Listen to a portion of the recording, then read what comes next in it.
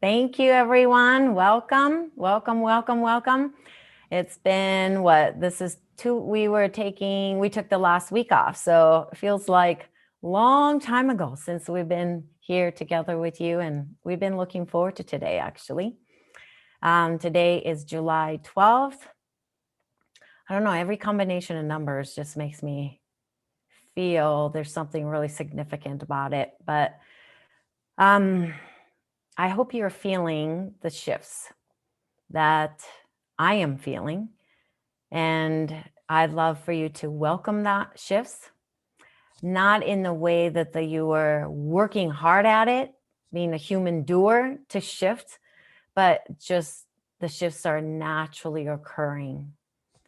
And I finished with one of my clients today, a little before I got on this call, and I think she wouldn't mind me sharing her question. This was one question that was beautiful, she said, how do we balance the masculine, the feminine energy? And she was telling me how she's been doing this kind of, work that, I've been teaching and sun gazing, and then in the evening doing some more sun gazing towards the sunset. And then she was telling me these exercises she does. And then I said, well, that's all lovely, but that's a very masculine approach, right?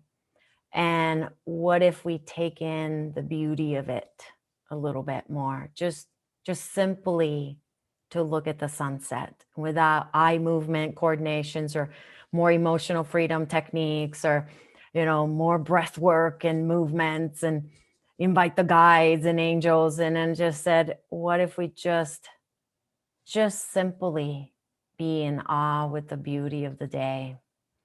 And I said that would bring the feminine qualities back into our practices or living. And, it just felt really good to both of us to just take the time. And we literally sat. And I said to her that in the silence, in the stillness, and the holding space for that creates this like a womb-like feeling, the place where you are being held. And this is where you can engage with that feminine quality that really lacks in the society that we live in. And the Northern Hemisphere, we're in the heat of the summer. And summer means for us, it's like try to get gardening done, make sure the weeds are being pulled. They're just constant. We love him. We love to do this stuff. But on top of everything, it's just like I hit that wall practically this weekend, said, I cannot keep doing anymore. Yet I did sign up for a workshop, a person workshop that I learned from my teacher that I hadn't seen her in a while. And it literally cracked myself open. It was a really fascinating and tough weekend for me. I would say it was a tough June. And I've mentioned this last time we were together, that the June was a very, very tough month. And I think many of you felt that, the shifts that were happening cosmically, energetically. And I felt like my body just couldn't keep up with it. And every night I was having restless legs. And every night I would have to wake up. Like it was just really strange how many times I had to go pee in the middle of the night. I thought, what is getting released and why I'm so having this restlessness in my legs? I did everything I could think of, from, methylfolate, potassium, magnesium, you name it, everything I know, little mini stretches, all the stuff that I know how to work with my restless legs. Nothing would work. And I would sleep with a tennis ball under my hamstrings, under my piriformis, just won't let go. And last night was the first night that I could finally let go. And, it's been a journey this year, I have to say, everyone. Too much doing and not enough being. Too much focused on how do I get out of this mode? Or, maybe individually we're different. But for me, it was just like, how do I get on this rhythm of things and produce and say yes to things and show up and be there for everybody, answer all the emails. And by the end of the day, it's just, I just don't have much left in me. I'm the one that wasn't looking at the sunset, right? I'm the one that wasn't just noticing the beauty for the beauty's sake of just beautifulness. I was trying to find meaning behind it. I was trying to figure out, what does this mean to my chakra system? What does this mean to my organ system? And this weekend, just thanks to my teacher, my dear, dear teacher, I had tears coming down multiple times. And for just being in me and coming back to my base chakra and really understanding the first chakra and what that holds for all of us, that goes much deeper than just being rooted and just be connected and be accepted and the tribal connections. And those are the words we use for first chakra. But first chakra is so much more than that. It's actually an amazing spiritual center. And it's a center of your soul, the seed of your soul. And I was able to connect with that so deeply because I went outside of my head and I felt deeply. And then my grandmother came through, my Japanese grandmother that I had not been able to connect with. I am the most like my Japanese grandmother. I'm very short and I'm very small. And people have always said, you just kind of from the back looks like grandmother. You're, my grandmother. But I have not been able to connect with her. And what really made me feel at that point was, wow, there's some unresolved traumas here. And my grandmother was really moving through my first chakra and staying in that space. And that moment, I shared this with my teacher, and she said, but it's not yours to figure it out. And that's something I was able to release, that I don't have to figure this out for her. That was her journey. Yes, it's in my DNA. Yes, it is in my biology. Yes, it is in my first chakra. But I don't need to resolve her split, her fractured self, her pain and suffering, that I don't need to carry that too. So I released. And I realized that how little I had been in touch with my own heart. And how much I have become like a candy apple, just giant head and a little stick that holds me. And I was just getting too wobbly with this. And we went through each and every petal of the chakra, of the heart chakra. We sounded them out and we touched the parts of the bodies that has the sounds of the heart chakras. And I really felt like I was being held by my own heart. And I said to her that, wow, I didn't realize that heart was just waiting for me to show up. It was always there for me. So I know this, not to get so split in the head and the rest. I know this, not to take on so much and take on so many people's pain and suffering. But when you just don't stop and can't just look at the sunset for the sake of sunset, because it's so beautiful, then you get divided inside you. So if you feel divided right now, somewhere you just feel not quite fit together in this wholeness, seek help from the beauty that is all around us, and come back to your heart center first. That's where we started the work with. We didn't start from the base of the chakra. We started with the heart center this weekend. And realizing that the heart gives you hope, but also heart challenges you to pay attention to things that make you fearful, that makes you anxious, and makes you feel a little bit like I just want to crawl out of this space. This is just not comfortable. I'd much rather be doing. Stay with it just a bit longer. Just a bit longer than that discomfort. And it's usually about 90 seconds. So I thought, as we shift into our topic today of being divided, we'll start with the heart center point that I shared in one of the summits recently, and then the third eye. And just hold these 2 points lightly, ever so lightly. And you're not trying to do anything, everyone. You can close your eyes if it feels comfortable. You just hold that heart center and don't get too specific. Just right where your hands go. That's where your hands should stay. Just that's it. And then right where between your eyebrows and a little bit above-ish area, there's a soft tissue part. There'll be a pulsation there. Connect with that spot.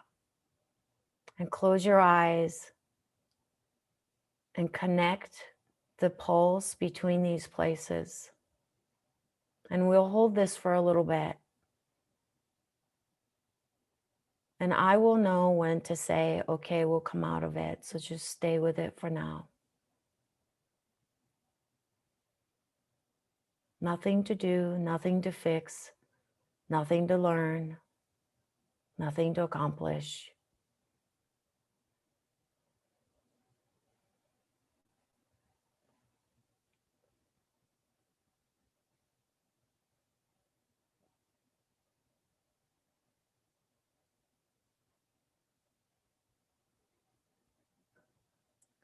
And begin to feel the pulsation between the third eye and your heart center. That's all you're doing. The rest, you're just sitting, feeling, listening.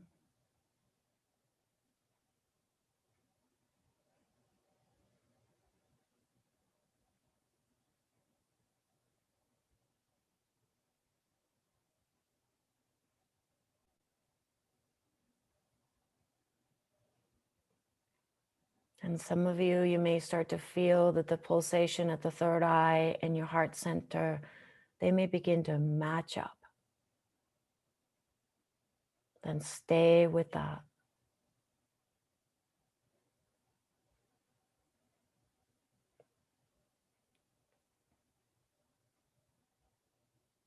Nothing to do, nothing to be, nothing to accomplish.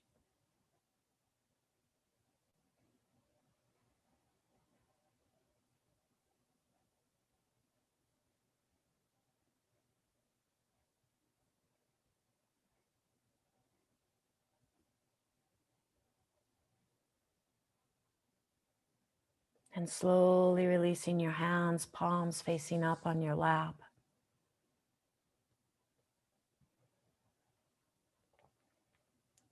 Receiving the raindrops on your hands, sunlight, sun rays on your hands, falling leaves on your hands.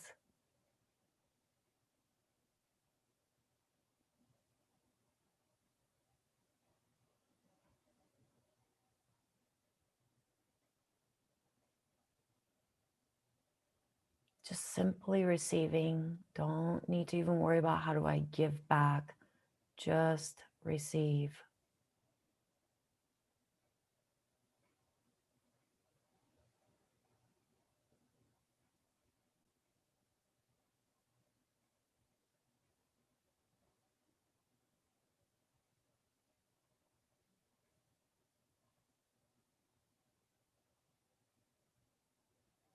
And then slowly place your hands together at the heart center.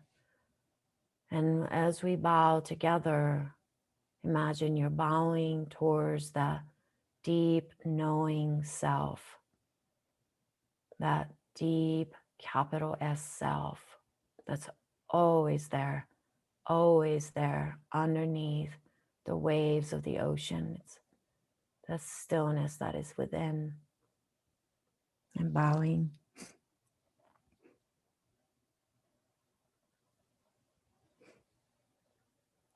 And coming back.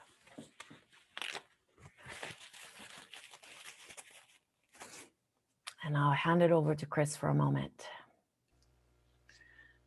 Yeah, thank you. That was, I think that was a much needed practice at this time.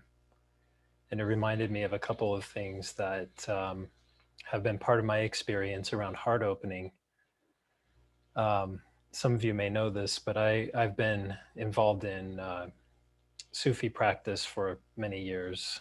And that's something that the heart is central to that process, and to understand the qualities of opening.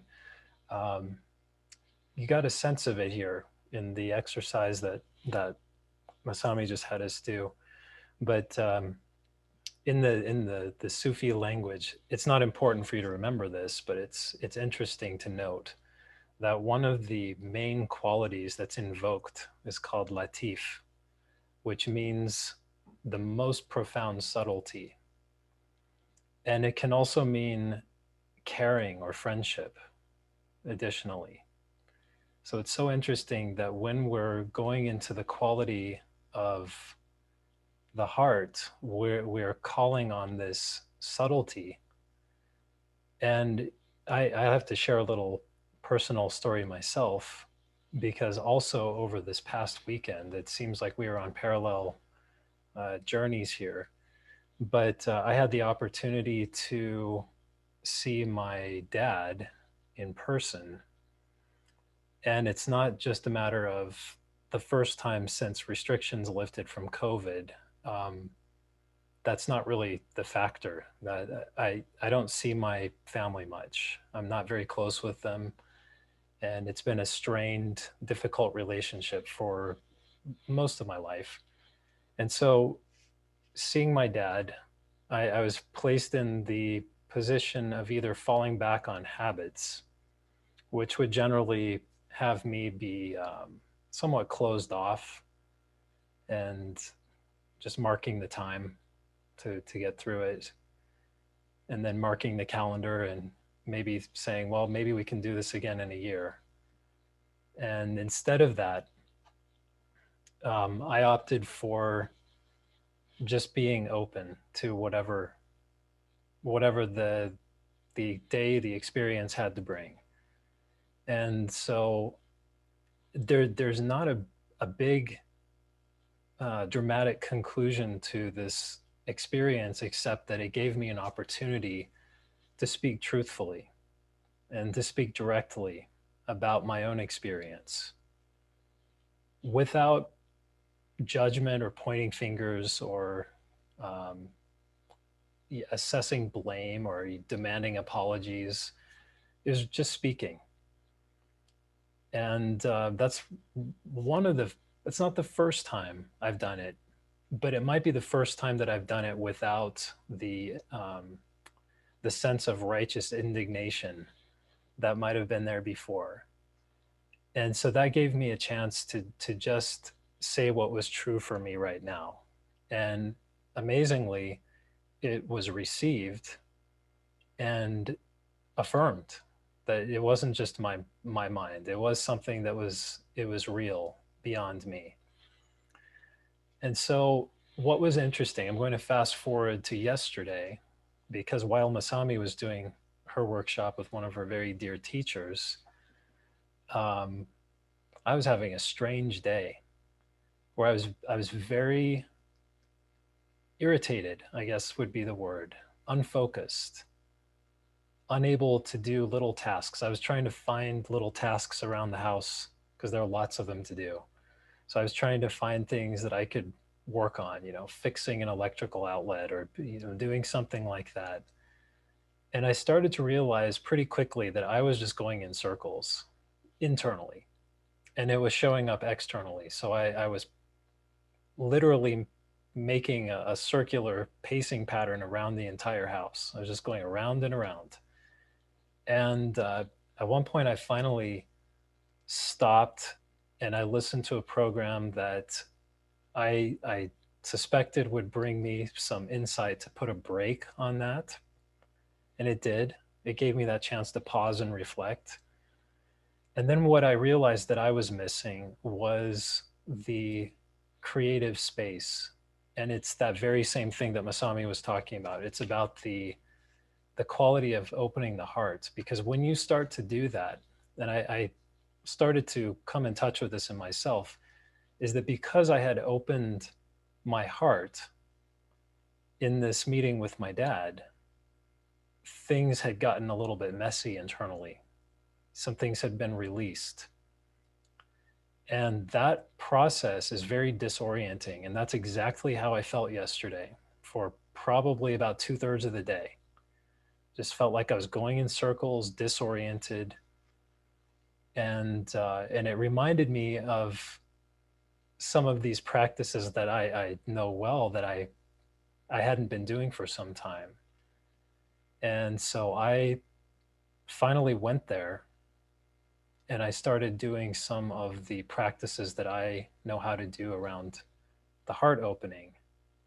And immediately the connection that I made was one of centering and grounding, and it still has that quality of not knowing. So it's important to maintain that point. There's still that piece. You just don't know where it's going to go. But what I could feel is that the parts of me were coming back together, and that the divisions, which felt really sharp and high contrast earlier in the day, that feeling melted away too. So it didn't fix it. It's still a little bit there, on the edges. But the process of connecting with the heart and the practices that I was doing particularly engage the voice, and I use a harmonium, and there's some music involved playing that. But coming back to the heart and really exploring the qualities of it, including that subtlety and the unknowing, it really requires us to come out of our heads.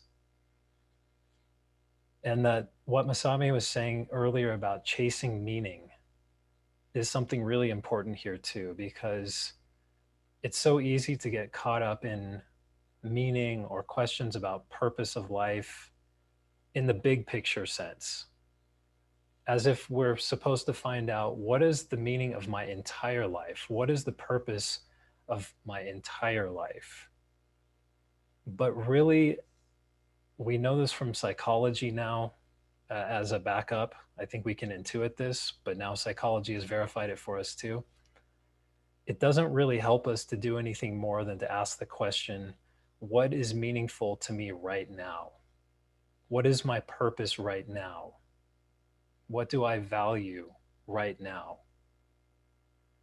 Because if we can continue to do that, that wave will carry us forward.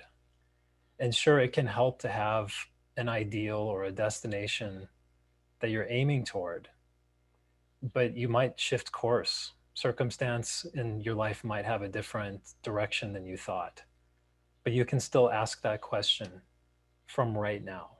What is meaningful right now? What is valued in my life right now? What is my purpose in this moment? So I will pause there, hand it back.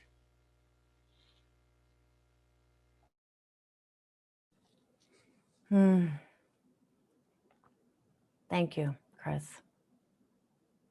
I think it's in the air. I think all of us, if you're tuned in enough to you, we're being asked to go a little deeper.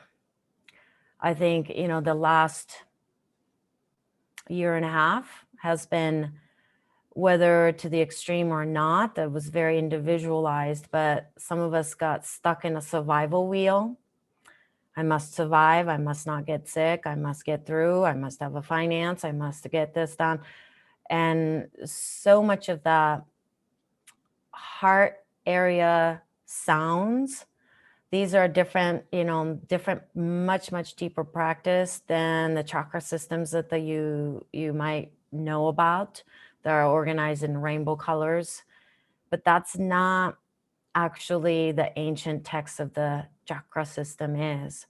So when you go into the heart center, a lot of the sounds that vibrates out of the heart and in the heart petals are connected to the neck and shoulder area and down into the arms as well.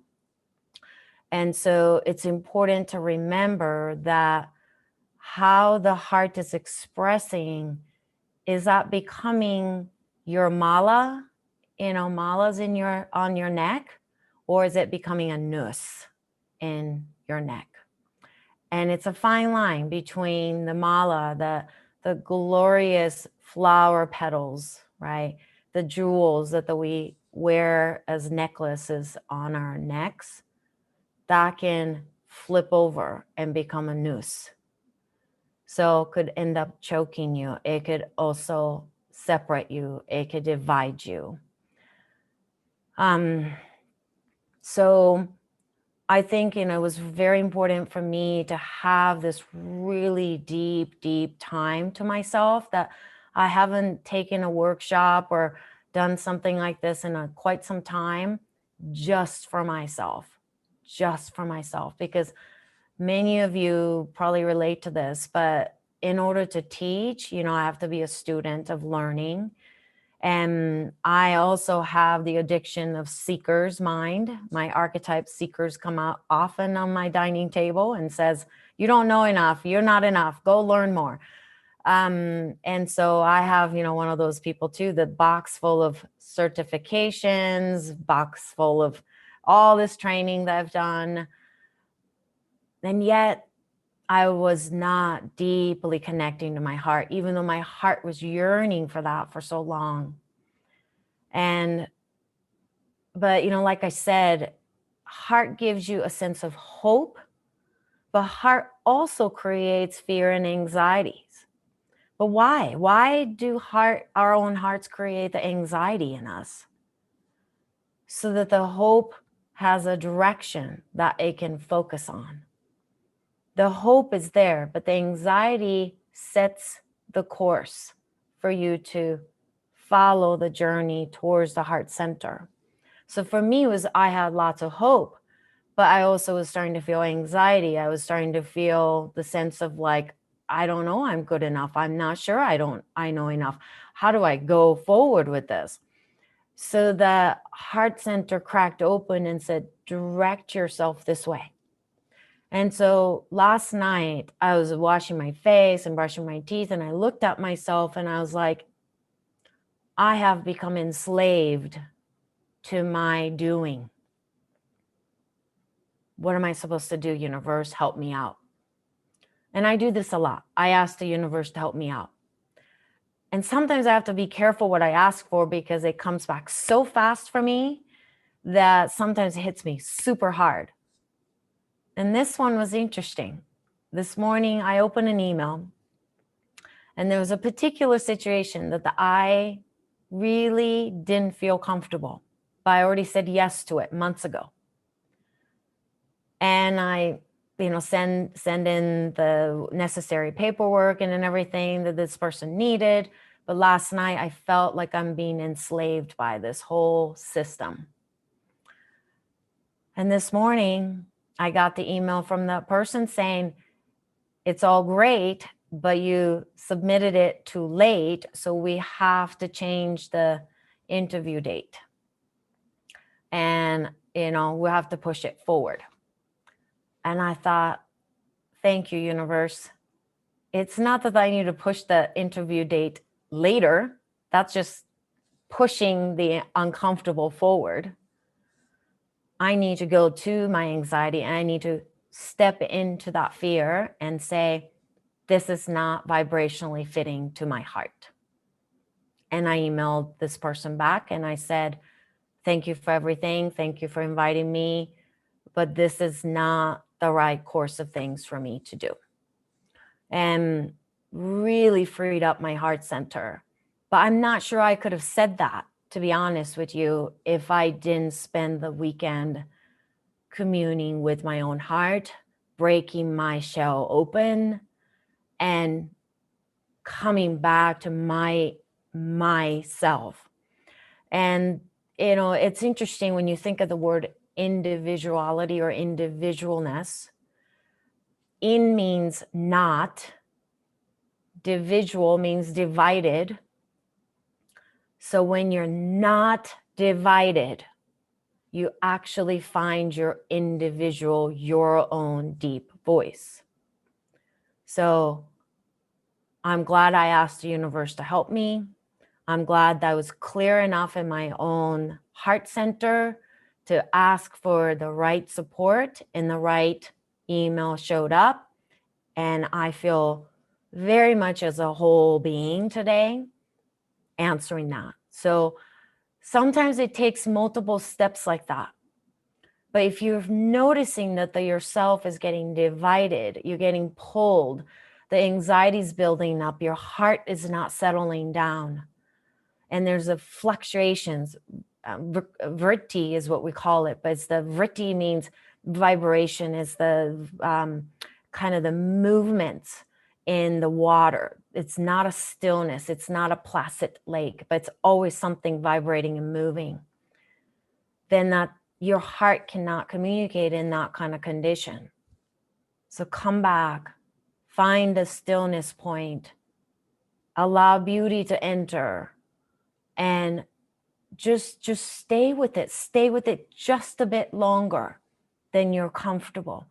Then you hit that stillness. Then you know what to ask for with the universe. Because I stayed with it. I looked into my eyes in that mirror and I said, I'm being enslaved by this. And I just stood there. And I think Chris noticed that, because Chris thought that I was coming to bed much earlier, but I just stayed in front of the mirror for a long time. And I just, in silence, I just looked deeply into me. And that's when I asked the universe, help me out. The help is always with you. Help is always available. It's not selective to certain person or the other. It's not based on your color of your skin, your eyes, where you grew up, what language you speak. Is always, always available. But if we don't quiet down enough, and if we don't still bring the stillness back into yourself and really communicate with that heart center, and I mean really communicate, then you can't receive that. I know that. What I'm saying, I already knew. Decades ago, I knew this intellectually, but I needed to be reminded. And, I just want to share one sound that is really helpful for your heart center.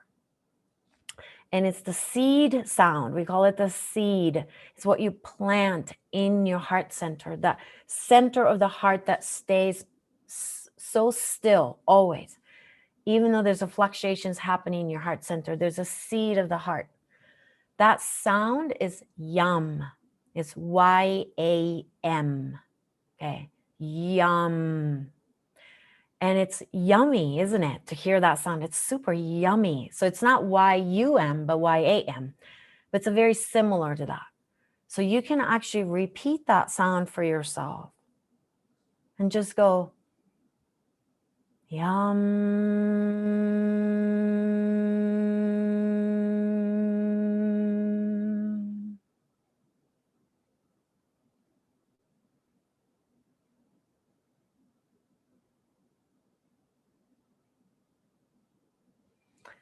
And you could do that multiple times, but the key is the silence at the end. And the particular heart opening practice that Chris does for himself is, like he said, he uses the harmonium, and it's a very sacred Sufi practice. The most beautiful part of that practice is the silence. After the drone part ends and the harmonium's bellowy part opens up, and then there's no more music being played. We're not chanting anymore. We're not singing anymore. Then there's a stillness, silence. That is when you get to talk with your deep, knowing self, even in the midst of unknown, liminal space. So hopefully you could use that yum sound. You can try it multiple times. Don't worry about which tone or anything. Find your own tone. Start with your own tone and end it in silence. And stay in that silence as long as your heart wants it to, not your mind. So I'll pause there for a moment.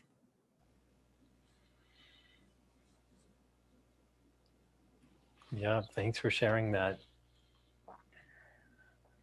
Yeah, the sound of our own voice, you may know this, some of you, is also one of the most soothing frequencies of sound that we can be exposed to. And it's something that I learned this when I started being exposed to these traditional Sufi practices, that I wasn't very good at connecting with my voice. And it still happens. I still have a voice that I was reminded of this with my dad. He has the same kind of raspy voice.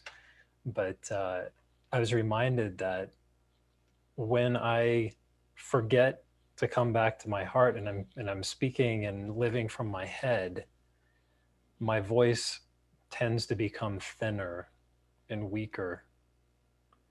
And so to drop down and to really get into your heart and then to express that, and that's really the essence of a lot of the heart opening, whether you're using the sound that Masami just introduced or a different sacred sound, they're other ones. It's to really feel that drop of where it's coming from. So dropping down into that core. So I'm looking at Masami's shirt on the screen with the tree of life there. And just at the center of that tree is where you want to generate that sound. So, And I don't know, many of you know, but the heart center chakra actually has tree. Tree is an image. If you have chakras, you can maybe look it up on Google, find that tree, because your heart actually grounds you and roots you. And this tree that comes with the heart center is actually called the wish fulfilling tree. Wish fulfilling tree. And it's not in the Santa way. It's not in the tooth fairy way. Okay. Not in the you order something on Amazon and it'll be delivered to you the next day way. Okay. But it's this wish fulfilling. What is this wish? What is this deep desire you're here to express? That's embedded in your heart center. And our job on this earth is to find what you have wished upon that wish fulfilling tree before you came into this physical manifestation as a spirit being. And that is not an easy question. It's not something that you can answer so easily. And it's not an answer that's based on How big is your house? Do I have a car that I want to drive on? How much money is in a bank account? It's really, what is your deep wish that you made before you enter into this physical being that houses your soul and your spirit's wish? So it's a great image to contemplate with. I think contemplation is a key to invoking the balance between the feminine and the masculine energy within you, because contemplation is very different than meditation. Contemplation brings stillness and silence, very feminine quality, but it actually grounds you to the earth because it creates less distractions. You may focus on a one single candle lit light, or you may focus on the image of a tree, or you may focus on the sound yum and the silence of it, and you contemplate on that sound of that silence after that reverberates inside you. That's the kind of practice that is very, very beneficial to all of us. I feel that that's getting lost in the world that we live in because we have a lot of fancy, I'm going to put quotes around it, fancy meditations out there. They're very fancy with lots of imagery, lots of sounds, lots of tapping, lots of saying things. There's very busy, lots of busy, fancy 5-course meal meditations out there. But like what Chris took us through in the beginning, for those of you that weren't here, he just basically asked us to close our eyes because 80% of our senses come through our eyes. So just closing your eyes instantly bring us back inside. So that's the kind of a one focused contemplating on just closing your eyes and what that does to your inner environment. That's the kind of practice. Simple practice like just connecting the heart center in your third eye and connecting the pulse. Or just silence yourself after the yum sound and sit with it. That's the kind of practice that will bring you back to the individual, not divided self, so you can find the inner voice. I think this is why Chris and I have always been drawn to Sufi practice, but also we've always been drawn to Carmelites practices. So St. John of the Cross, Teresa of the Avila, they were the contemplative saints, right? That they were the contemplative way of living. And if we could bring that back in a little bit more, instead of, oh my gosh, I got to do this tool, I got to do this, that. And then Masami gave me 5 different things I have to do. Oh my gosh, I got to do this every morning. Not really. Maybe just wake up, go outside, be one with the sunlight for a little bit. That's it. That's all you need to do. Simplify, simplify, simplify so you can hear the inner deepest self.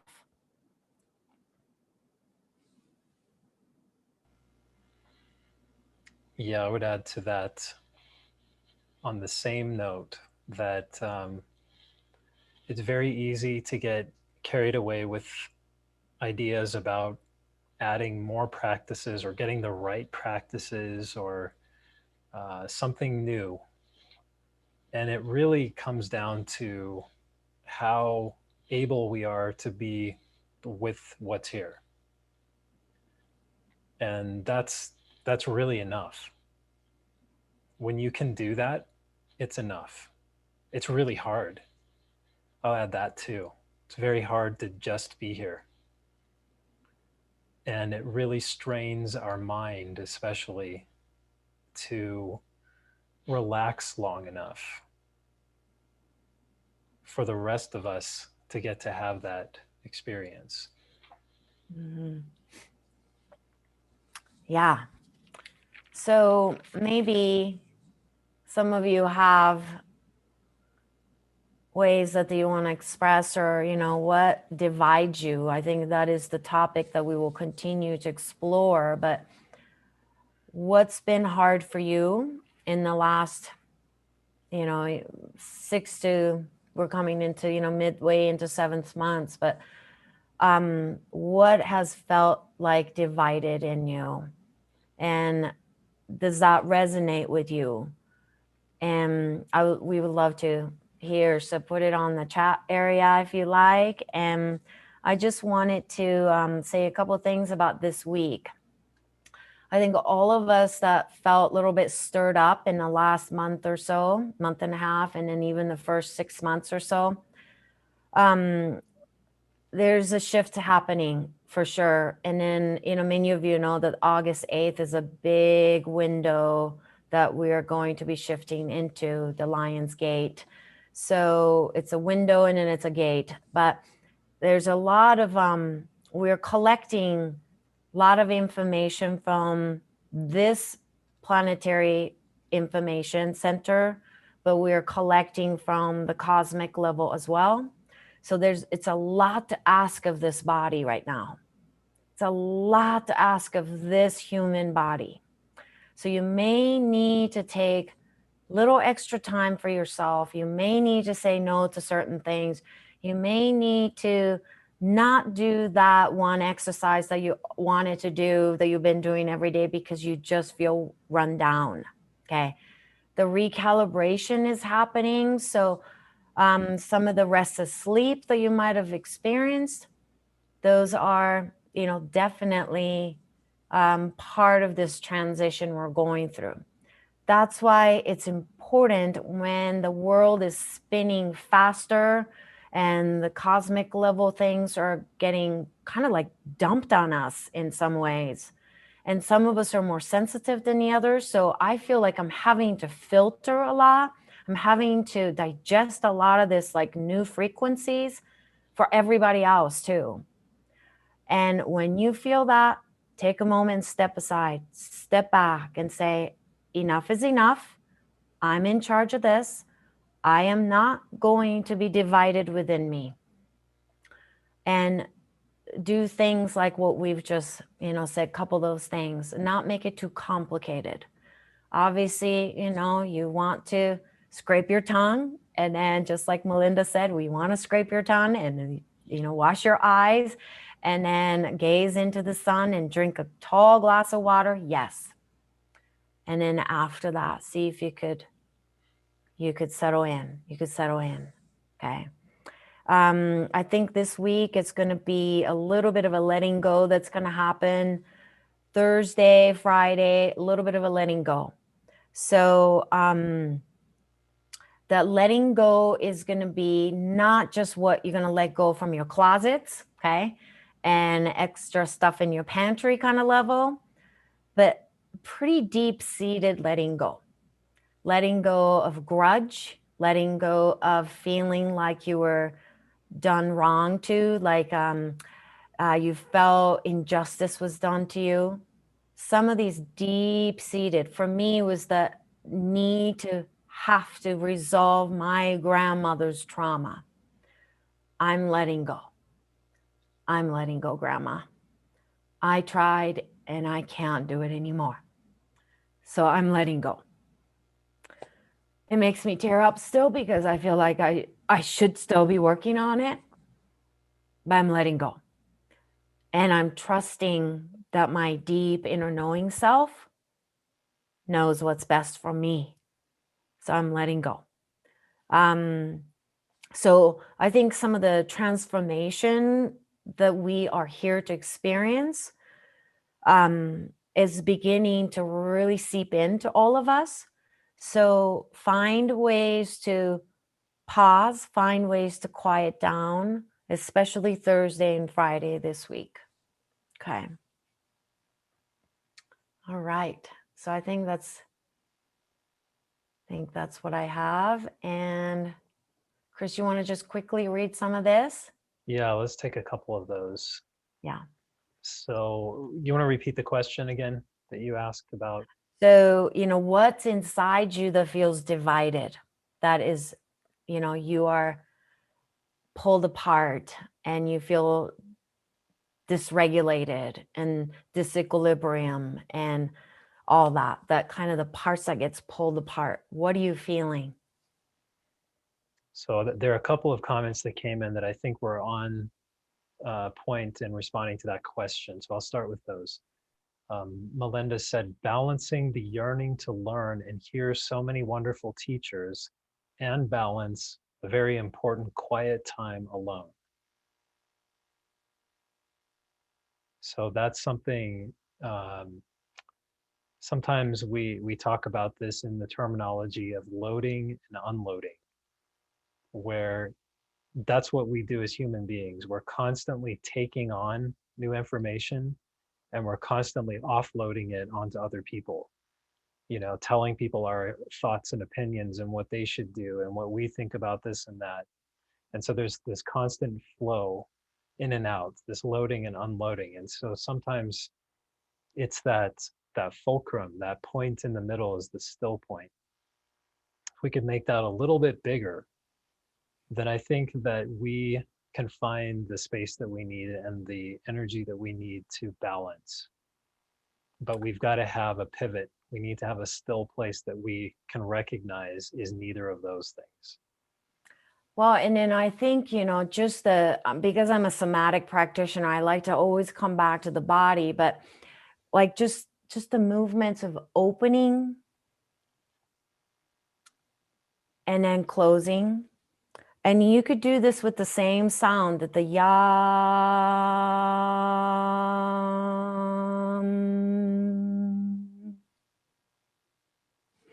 yum.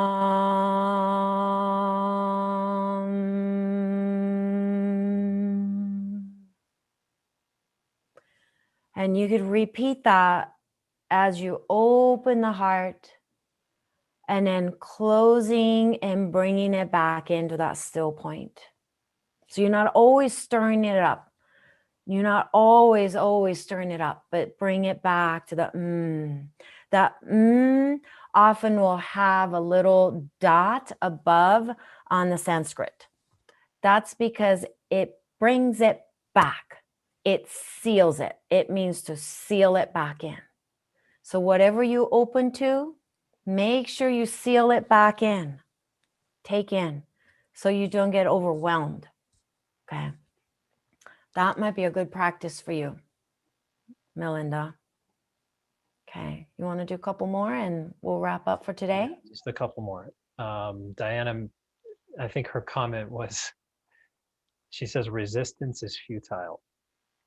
So maybe that's just coming from the place of trying to hold away the things that we don't want and only reach for the ones that we do. I think you're right on that one, Diana.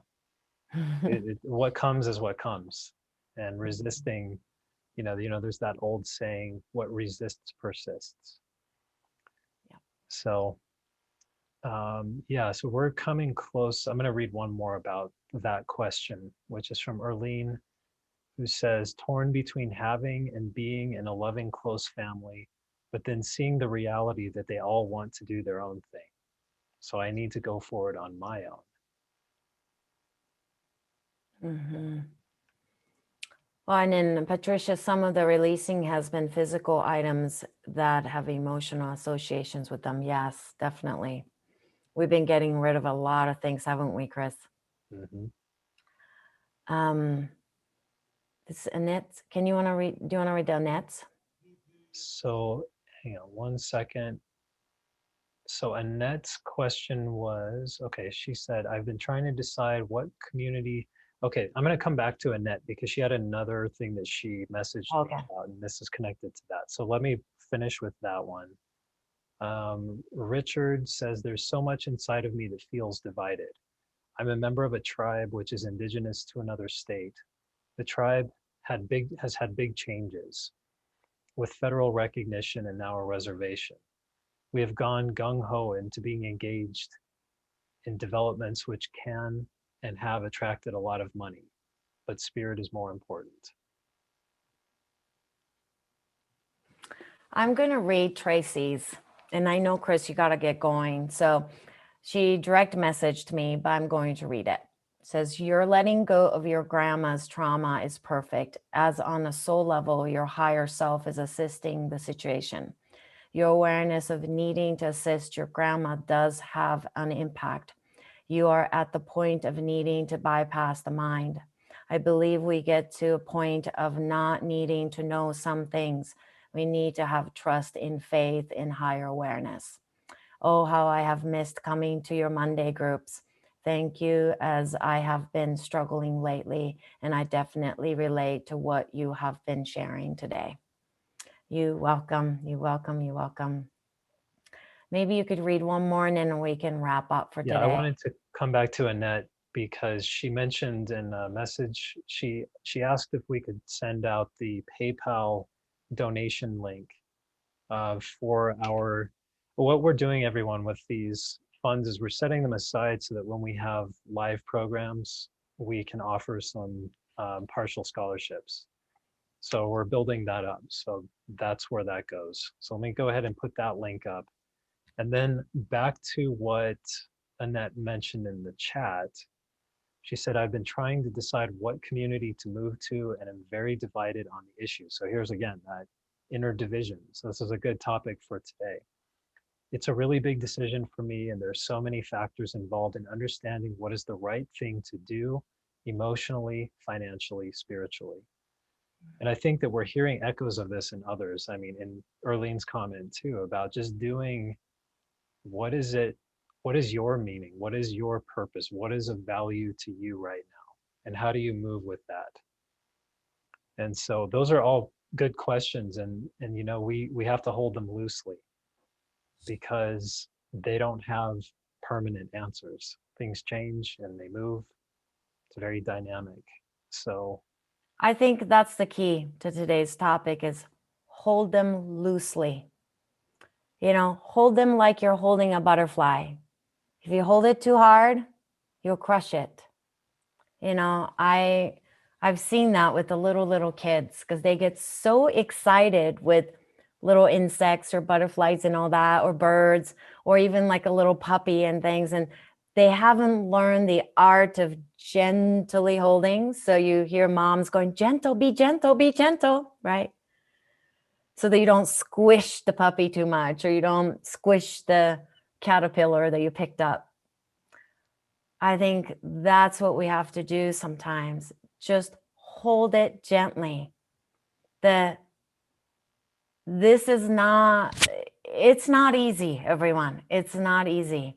And it's so amazing. It's so amazing to be here right now on this planet Earth with experiences of changes in the cosmic energies that we're all receiving. But let's gently hold that. And let's not try to figure it out. And be very, very cautious of people that says, I know exactly what's going to happen. I can predict the future. I say, turn around and run away. That's too much gripping.